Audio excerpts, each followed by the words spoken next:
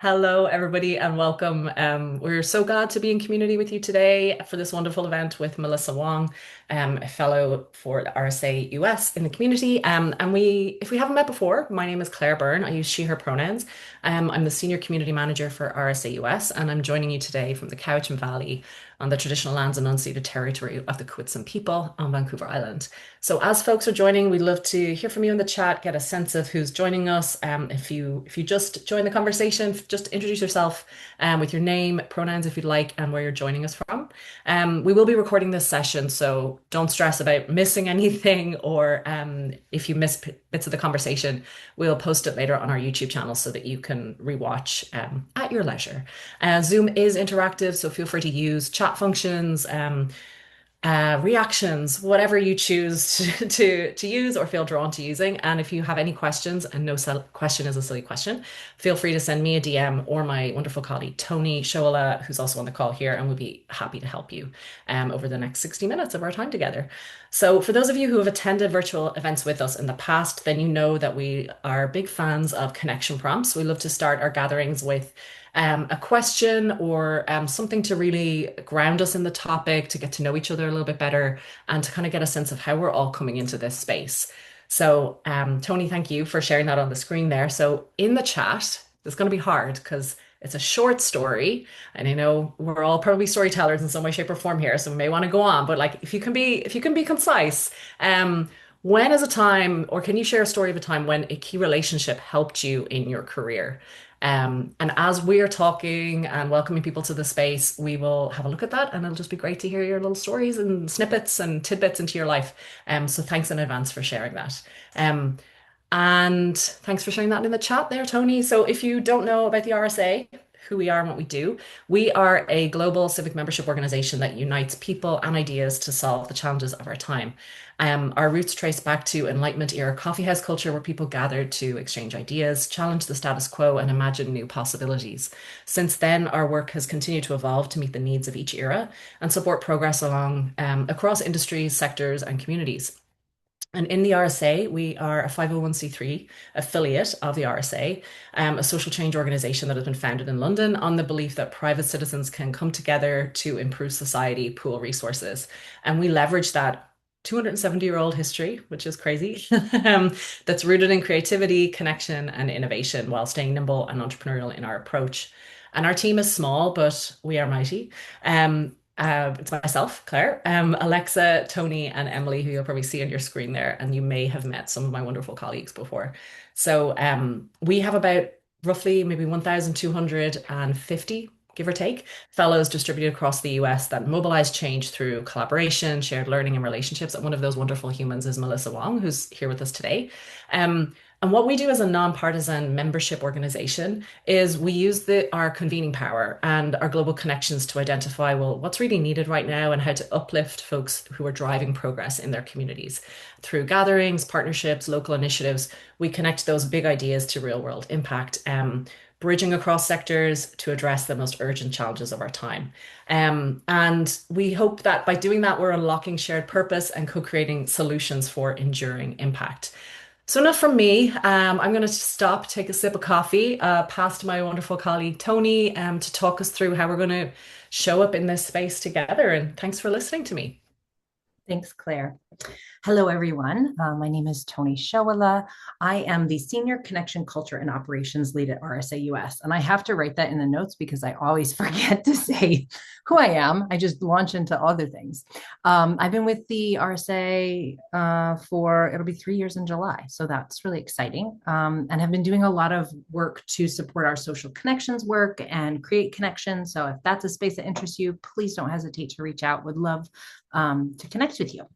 As Claire mentioned, I'm going to talk to you a bit about how we show up in this space. So in addition to intentionally curating the content of RSA events, we're always aspiring to show up in ways that will facilitate inclusive, safe, authentic, collaborative, respectful, and kind spaces, which promote learning and support our purpose. So to solidify this, you'll see on the screen a list of ways that we are committed to showing up. Please take a moment to take a look at these, make sure that you're in agreement with them, make sure that this works for you to care for yourself and others in these ways.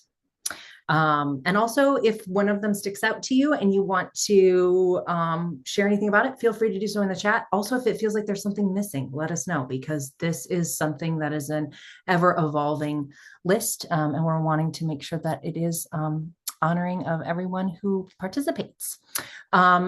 Also, if need be, like Claire mentioned, feel free to reach out to me if there's anything that I can help with. And with that, I'm going to pass it over to the amazing Melissa Wong to get us started. So thanks so much for being here, everyone. And thanks so much, Melissa. Hello, everybody. Thanks for being here. Oh, that's me wearing the same exact shirt. I thought in case you were confused.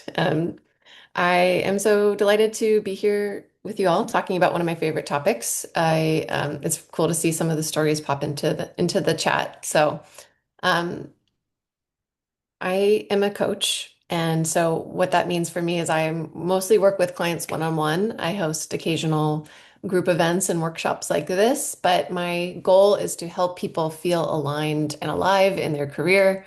We spend so much time working, and it's just, you know, to put it one way, it just bums me out when people are doing work that feels draining, misaligned. And so I really feel so fortunate that I get to spend the bulk of my time really helping people get into better alignment. And what I've been noticing recently, I've been running my business Coherence Studio for the past 6 years, is that careers have always been a little more in flux and nonlinear than I think a lot of us put pressure on ourselves or kind of feels like we've inherited this idea from previous generations that there's this ladder, right, that we kind of climb up.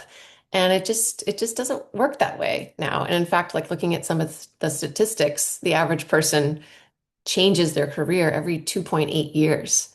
And so when you think about what that means, it's like we are constantly being asked to reinvent and check in with ourselves and say, what do I want now? And who am I now? And so there's a lot of storytelling with that. And there's a lot of navigating uncertainty and change. And let me share my slides here. So can you see that? Yeah, okay. Here we go. What I want to tell you just a quick anecdote. So last year I was running this incubator of sorts for people who were self-employed and running their own business. And what I noticed was like, I was surprised. So many of the like 30 or 40 people in this program were working on their own business, but they were also applying for full-time work and they were also applying for part-time work. And I was like, wait a second, like I thought you would be here just kind of really stepping on the gas with your self-employment. And it made me realize people are employing like a diverse strategy. And it kind of links to this my book that I'm progressively writing and releasing. So that kind of means like I've got the chapters, I'm like one step ahead, but I'm releasing it through my newsletter and I'm releasing each chapter in the form of a guide. But it's all going to kind of culminate in the fluid career, which is this idea that yes, like our work is really in motion more than ever before. And then let's contextualize that in this ahistoric moment where AI is here. We are really new at it ultimately, and there's a lot of open questions and fear around what it's going to do for the job market and the whole ecosystem, and what does this mean for my job? So especially for me, because I work with creatives, right? I think just poses a sort of existential threat. And so the aha or the thesis of my book is that I've had the fortune of working with a lot of multi-hyphenates, so people who are doing multiple projects, working across multiple mediums, and and it's kind of this idea that like with financial advice, right? If you've ever heard this idea to have a portfolio, you don't want all of your eggs in one basket. It behooves you to distribute them. And my argument in the fluid career is it's the same thing. We need to remain kind of well connected, up our skills, think about the different identities and different worlds that we have participation in, And a huge part of that is relationship building. And I would argue like the currency of what makes a fluid career kind of work is relationships. And so it's one of my favorite topics. I'm excited we're going to talk about it today. I wanted to share this kind of excerpt from a whole book about career pivoting. The author, Herminia Ibarra, she says, we learn who we are in practice, not in theory, by testing our reality and not by looking inside. So we actually discover possibilities when we're trying new things, reaching out to new groups, finding new role models, and reworking our story as we tell it to those around us. And so what we want actually clarifies as we get new experience and as we get validation from others along the way. And as a coach, like in some ways, this is controversial because I do like to spend some time with my clients working on clarity. But there is this inevitable threshold moment where someone needs to step into action. And a lot of times that first step is outreach. It's broadening your connection. It's thinking about rewarming connections that you already have. And I think the last thing that is underlined here is also a little controversial, the validation from others, because the clients I tend to work with are very aware of not wanting to fall too into this trap of wanting external validation. They're like, I don't want to do things just because someone else told me to. But my personal opinion is like we are social humans, creatures. We benefit by being witnessed. And so if you're here today in this workshop thinking about trying to find your next career move, trying to expand or grow in some way, I do think that other people and what they reflect back to us is a essential part of stepping into that growth or that new identity. So today we're going to talk about three common relationship blockers. We're going to talk about who should I connect with? How should I connect with them? And then I'm going to make you, in typical coaching form, I'm going to have you set a connection goal. I also just want to applaud you, like already for being here, you're doing something brave, which is signing up for something, not knowing who's going to be there, not knowing what the total deal is, right? Like you stepped into something in uncertainty with other people, and you're already kind of flexing your relationship building muscle by being here. So I think that's wonderful. Um, the last thing I want to just kind of put my little disclaimer on is that today we don't have that much time. I could probably do a whole day talking about relationship building, but for the scope of our short time together, I'm going to be focusing on remote relationship building. So I'm going to not be addressing in-person stuff as much as I do love in-person relationship building. All right. So as you hear me move through these three challenges, I'd love for you to be thinking about yourself. What challenges and blockers come up for you that inhibit you from reaching out? And it might be one of these three, and it might be something unique. But in a look ahead, you're going to be in a breakout room right after that, right after this, and you're going to get an opportunity to share what personally comes up for you. So these are the three that I just see come up all the time with my clients. So one is like, well, who am I to reach out to this person? What do I have to offer? Right. And I think there's this discomfort that comes with this feeling like I need something from someone else and I'm asking and I'm sort of being selfish and I've got nothing to give them in exchange. And to this one, I usually just respond to say, one, we need to remember that other people are mature, hopefully adults that can make decisions for themselves. If they decide to accept your invitation to chat with you or talk, that's because they want to, and we need to trust that. And I think the other key point here is that when someone says yes to tell their story with you or to share information or to be a mentor of sorts, they are getting something out of it too, right? They are getting validation. Wow, this person thinks something cool about me. They are getting a chance to share and practice their story. The questions that you ask them might actually help clarify something for them. And they're getting a new relationship. So I think as someone who I asked tons of people as I was coming up in my career to kind of help me, now when I'm asked, I almost feel like this pay it forward energy. I want to help other people because so many other people helped me. The second one that comes up is like, ooh, just the icky, like, I don't networking, right? Like, and I think that's a really common association with even the word networking. So I do like to kind of, there's a reason I didn't call this a networking workshop. We call it relationship building. I think if we can really see it as like, I genuinely want to connect with these people.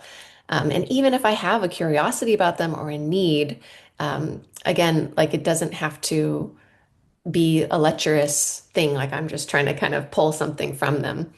Um, a variation of this challenge is like I'm an introvert or I get socially anxious, and that's totally legitimate. And I just remind people who identify more on the like introverted side of things that you get to find the format that works for you. You don't have to go to a huge event. You don't have to go to even a, four person or more event. If one-on-one is your jam, set yourself up for success and get yourself in one-on-one calls, and those can actually be really helpful. So you don't have to be this like social butterfly in order to be a good relationship builder. The third challenge is it's almost like after you've reached out, like people who get a swell of motivation, and they're like, yeah, I did this whole batch of outreach, and then they're like, oh gosh, crickets, like what do I do? Um, for those situations, I like to remind people to do the very hard thing, which is to not take it personally. And it's so easy in those moments to be like, oh my gosh, they hate me. They think I'm weird for reaching out to them. They're so annoyed, right? We make up all of these stories, and like I feel like 99% of the time, it's just someone was busy. They got distracted, right? We all know our attentions are being pulled a million different directions. So remember that you have the opportunity to follow up. Do not forget the poke. For me, I think usually around 7 to 14 days later, after a first outreach, I will send another message. For me, that's like a 10-day sweet spot. And then a little bit of it's just like openness and patience about whatever happens. So, as a quick anecdote, reached out to someone at the beginning of January. I didn't hear back. I sent my 10-day poke, didn't hear back. Last week, I heard back from them. And they said, oh my gosh, I'm sorry, I fell into a cave. I was working on this really hard project and now I'm ready to talk. And now we have a call scheduled for next week. So we don't know. But for me personally, I think the initial outreach message and then a follow-up poke is my comfort spot. You might be willing to do the second poke, but usually I stop there. So I'm curious to hear from you all. We're going to go into a breakout room. I believe Tony's kind of set us up. You'll be with either two people total or three people total, and we'll have 9 minutes. And I'd love for you to choose one of these questions. So maybe we can see each other's names, but you could say your name, a quick like where you're based and located from, and then share what's a challenge that you face when it comes to relationship building. Or if you have no challenges, or if you'd prefer to answer the second question, you can ask or answer what's a mindset that helps you feel more likely to reach out. Okay. I've got a few just quick categories here. And again, what I'm going to have you do in just a second is, can you all see this? My slides? No. No, it's No. not sharing. Okay, sorry. That was a false start. Um, I'm going to give you about 4 to 5 minutes to brainstorm a list of people that you could reach out to. And so as you're hearing these categories, maybe be thinking about people from your own world. So three categories that came to my mind are anchors, people who like support you, they're your inner circle. They might not be like 100% aligned with your industry or where you want to go, but they're people who you know you can go to and they're going to make you, they're going to puff you up. They're going to make you feel good. And one thing I'd also say about people in your network that are not an obvious fit is that you never know who someone else knows. And so I heard this term that I want to share with you, which is like almost sharing with other people what you're looking for turns them into a listening post. So now they're aware of what you're looking for. And even if they're not in your exact industry, they can be listening out for other opportunities. And that is truly like that network effect. So don't discount people in your immediate network that love you and support you, even if they're not, again, 100% aligned thematically with what you're looking for. The next theme or category is a co-explorer. Those are peers who, they're kind of like right there with you. Um, They might be asking similar questions, they might be doing similar work. Um, and that's in contrast to maybe bridges, people who are connecting you to alternative uh, domains or people who are a few steps further in their career, right? Sometimes with my one-on-one clients, we talk about expanders, which is one fancy word of almost thinking about who's modeling what I want to do in some way, shape, or form. They're a couple steps ahead of me. And those are great people to reach out to, even if they're a little kind of intimidating at times. So, I'd love for you to use the next 4 or 5 minutes. We're going to put a link in the chat to some optional music if you want some tunes to listen to. You can literally go to if you're drawing a blank, you could go to your LinkedIn, you could pull up your phone and look through your contacts list. You can look through your email contacts, like literally just combing through to say, oh, who could be good to talk to? And I just put some additional, more granular categories here that might spark things for you. So, who did I used to work with? Who is an adjacent in my company or field? Who is kind of in a place that I'm inspired by, right? So I had a client just yesterday tell me like, you know what? I really want to reach out to people who think I can learn from and I'm inspired by. I'm so kind of sick of actually talking to people who are in my co-explorers. So she was registering, I'm ready for those bridge people. I also kind of want to remind you that people who are connector people are so great because they already love connecting and they know more people like typically. And then you might think about where you are, spaces that are hubs where other cool people come, co-working spaces, art centers.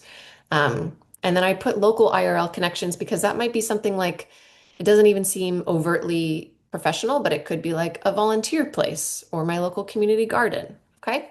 So let's use the next, I'm going to say 4 minutes and try not to get out your editor and just try to generate as much as you can.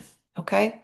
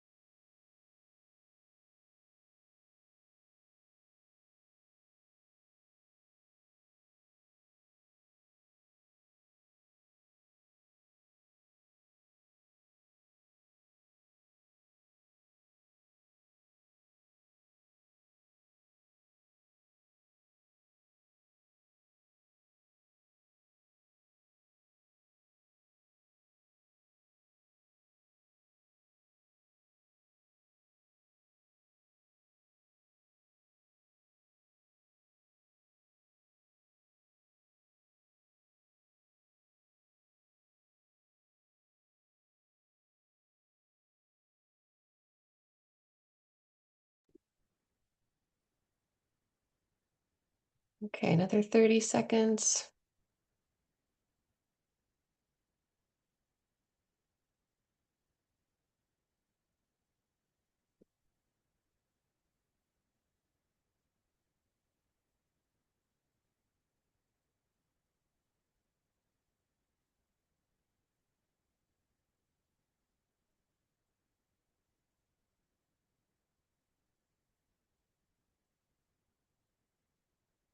All right.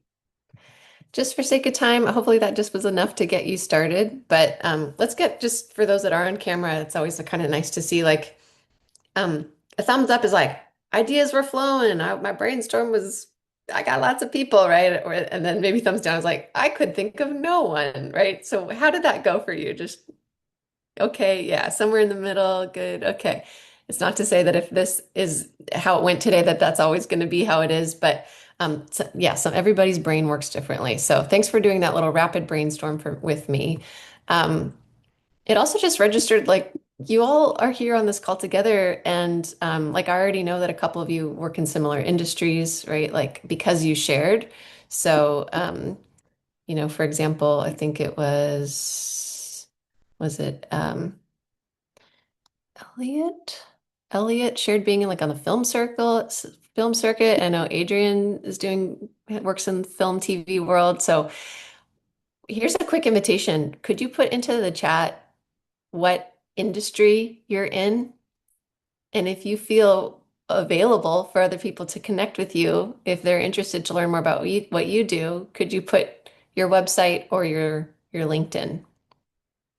So just registering, like there's a wealth of connection right here in this room. So while you're getting that together, I'm going to just keep trekking on and talking about how to reach out. So I'm going to just kind of cover best practices for like sending an outreach message. So again, kind of this is different than like you're at the little networking event and you're got your drink and you're going to go physically over. These are moments where we're talking about reaching out through a written message. So I'll zoom right through these. I hope that you kind of know to like keep it personal. Sometimes people are so focused on themselves that they forget to kind of mention to the other person, this is why I'm interested in you. So, and not just saying, I love your company or I love the work you do, right? That's very broad. So be specific and personal. Oh, that last program that you launched in July was so cool to see. I loved seeing the visual design of it, right? Whatever personal anecdote you can give. Length, people don't want to read a novel. You can always link to your website or something. So try to keep it shortish and sweet and think about the platform that you're on. So I'll show you some examples in a minute and you can see how my LinkedIn message is a lot shorter than my email message. So thinking about what platform you're on. Tone, I think generally like warm and upbeat, right? And positive. People tend to like those two kinds of tones. And then I would say like friendly without being overly like familiar, but not so professionally stiff. So hopefully you can kind of strike that right balance. Showing your humanity, which has always been important, but especially in a chat GPT era, how do you make it seem like this is a real human that reached out? Personally, in my inbox, I am getting spammed right now for people who are asking to have other people on my podcast, and they're all ChatGPT written. I can just tell. So I just discount them personally right away because I'm like, I want a real human who reached out to me. So how can you make it obvious? Put a typo in there, put a old-fashioned smiley face in there, right? Like do something that kind of shows I am not a chatbot. And then don't forget the CTA, the call to action. So you're not just introducing yourself, but you're saying, and here's what I'd love for you to do. Would you please be open to a 20-minute call with me? Would you be open to flagging my application, right? Whatever the CTA is. So here's a couple examples. I don't want you to read them so granularly. I know there's a lot of text on here, but what I almost want to do is just break down the architecture. These are all personal examples from my own life. And I will just say, like upfront, all of them resulted in a response. So, not to say that I'm the best outreach messenger ever, but these all garnered some sort of positive response. So, here's me seeking an opportunity. Oh, how do I go back? Uh,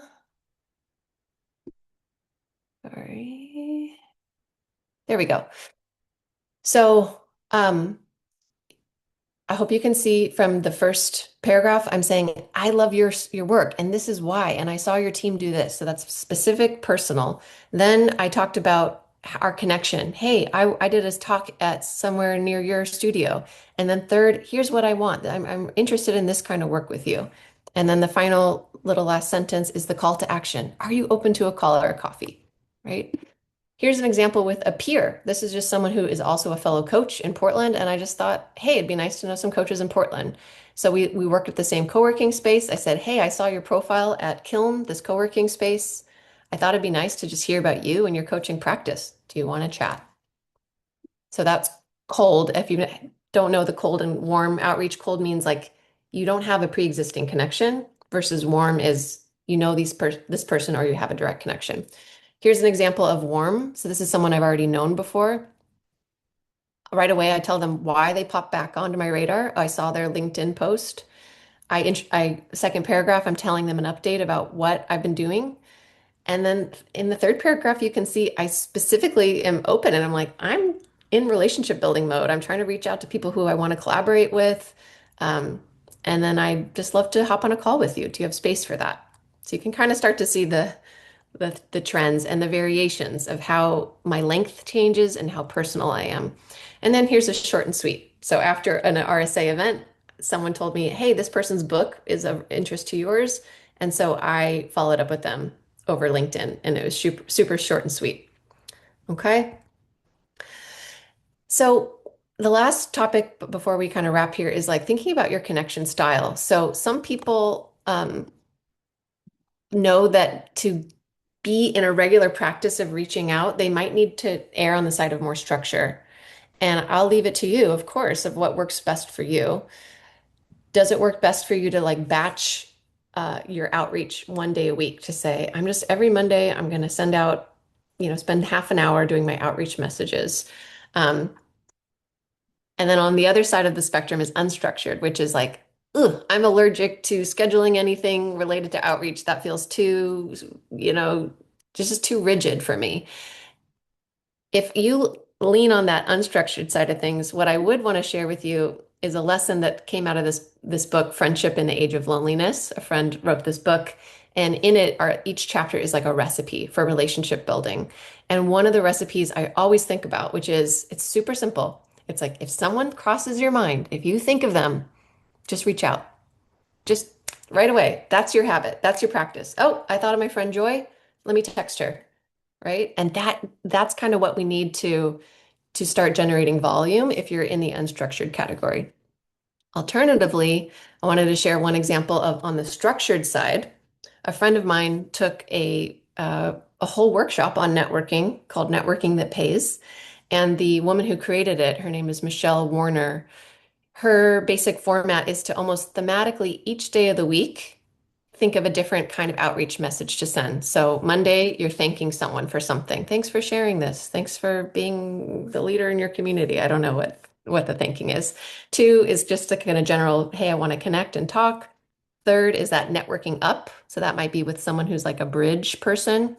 Fourth, Thursday is the ask. I'm actually directly asking for something. And then the fifth is a catch up, someone that you're maybe just a friendly. So that you don't have to follow that to a T, but it might prompt a diversity of people that you want to reach out to and just give you a little bit more, more ideas, right? Creativity loves constraints. So I'm looking at our time and we can either go into one more rapid breakout room. I think let's do that. So we're going to be put with one other person. And as I promised, I'd love for you to think about a connection goal, a relationship building goal that you can do by the end of tomorrow, by the end of the week. So you just generated this list of people that is ripe for just choosing someone on that list. And I'd love for you to share with your breakout room partner, who are you going to reach out to? Do you see them as an anchor, a bridge, or a co-explorer? Or kind of like, who is this person to you? And how are you going to reach out? Okay, so that just creates a little bit of extra accountability. Tony, do you feel like you're good? Okay, so you're going to each have 3 minutes. Well, let's do 2 minutes to share, and we'll see you back. Perfect. Thanks, Melissa. All of the breakout rooms are now open. I know it's not that much time, right, to the end of tomorrow, but that's for good reason, right? Sometimes we just don't need to overthink it. It doesn't take that long to craft an email. It shouldn't, in my humble opinion. Um, so with the few minutes left, I just want to thank you all for coming. I'm going to wrap up here, and then I'll let kind of maybe Claire share a final word from the RSA. But I know it was fast and rapid, and I admittedly thought and hoped we'd have time for questions, but we don't, and I want to be mindful of your time. So if you have any follow-up questions for me, feel free, truly, in earnest. Like, this is my email, hello@coherence.studio. Feel free to shoot me an email. And like, again, just commending you for practicing relationship building today. It was cool to see so many of you put your contact info in the chat, right? That willingness and openness to share and connect is just, that's at the heart of this. So you're already practicing that. So pat on the back for that.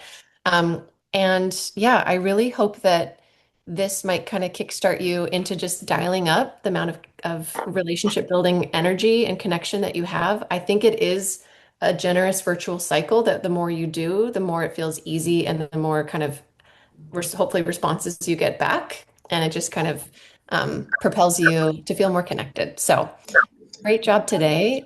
Claire, were you gonna wrap us? And you're muted. I am muted. I was muting other people where I was hearing feedback. So sorry about that if I muted you. Please don't take it personally. Thank you all so much for joining us for today. And Melissa, what an absolute legend. That was just so much and such a whirlwind. And I know that folks probably have like a lot of questions. And yeah, we can be in touch. It's not the end of the conversation, basically. So drop Melissa an email. We have a bunch of things coming up, and hopefully you can see them either on your screen or oh no, don't worry about it. I think Tony is multitasking like a boss there. Don't worry. We have lots of events coming up. We will send a follow-up email to you all, and ways to stay connected with this wonderful community. If you have any questions, feel free to send me or Tony an email, and we will send a follow up with the recording. And like, the chat is busy with everyone sharing your links, so we'll share all of that. But just really appreciate you spending your time with us today. It was just really wonderful to learn a little bit more about you all, and to be in community with you. So thank you so much. Hopefully you take some of this forward in your work and your life. And don't be a stranger. We'll see you all soon at another event. Hope you get your bus, Christina. Hope you all have a good day. Have a Hope good day, everyone. Thanks so everybody much has for a your good day. presence. Thank Thank you. you so much. Thank you, everyone. Thank you, Thank Thank Melissa. you. you. Thank Bye. you. Thank you.